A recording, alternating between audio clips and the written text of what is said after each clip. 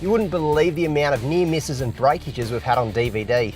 That's why I always pack these repair and maintenance essentials, and now I never head bush without them. This is like a first aid kit for your four-wheel drive. First up, we've got some extreme performance grease. Now this stuff is perfect for CV joints, for wheel bearings, pretty much anything four-wheel drive related.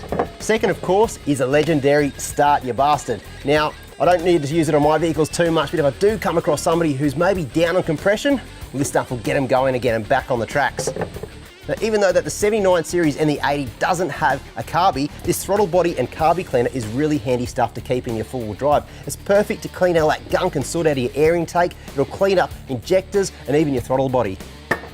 Here we've got some performance head gasket repair. Super handy to keep in your four-wheel drive. If you blow a head gasket, which I have done on a DVD shoot, you can simply put it into your radiator and it'll block up any little holes in the head or even in the block of the engine.